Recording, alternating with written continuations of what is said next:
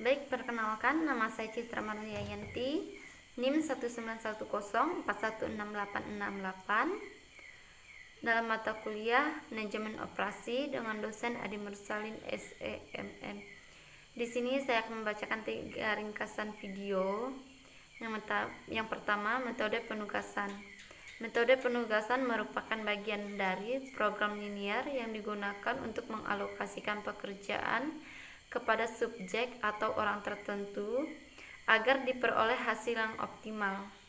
Hasil yang optimal dapat berupa biaya yang paling minimal, keuntungan yang paling maksimal maupun waktu yang paling minimum. Kemudian, kasus minimasi penugasan.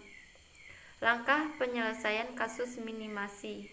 Yang pertama, ditentukan nilai terkecil dari setiap baris, lalu mengurangkan semua nilai dalam baris tersebut dengan nilai terkecilnya.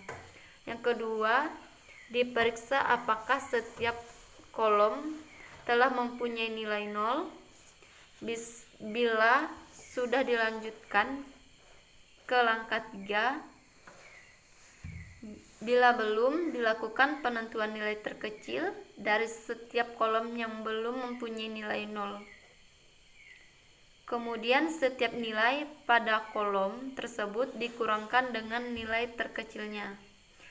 Kemudian yang ketiga, ditentukan apakah terdapat n elemen 0 di mana tidak ada nilai 0 yang berada pada baris atau kolom yang sama, di mana n adalah jumlah kolom atau baris.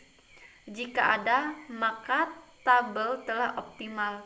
Jika tidak, dilanjutkan dengan langkah keempat.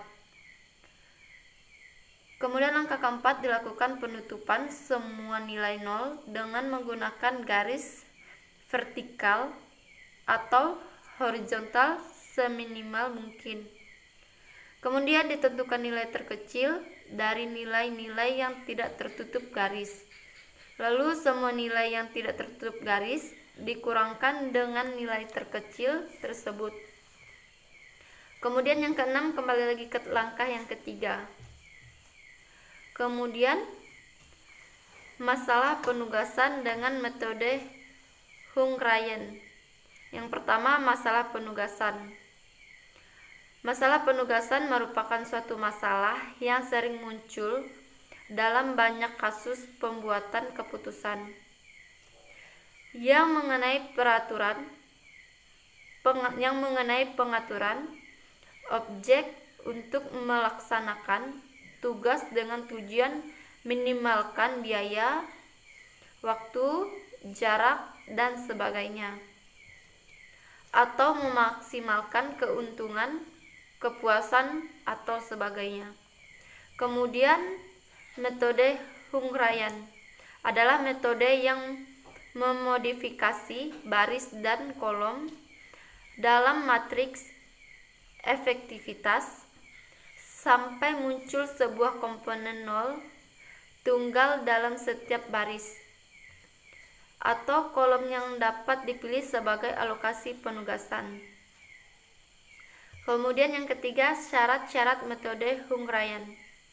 Yang pertama, jumlah pekerja harus sama dengan jumlah pekerja yang harus diselesaikan. Dan yang kedua, setiap sumber hanya mengerjakan satu tugas. Dan yang ketiga, apabila jumlah sumber tidak sama dengan jumlah tugas atau sebaliknya, maka ditambahkan variabel do my worker atau do my job. Kemudian masalah penugasan, maksimisasi, memaksimumkan keuntungan, kepuasan, laba, dan sebagainya. Kemudian minimisasi, meminimumkan kerugian atau biaya, waktu, jarak, dan sebagainya.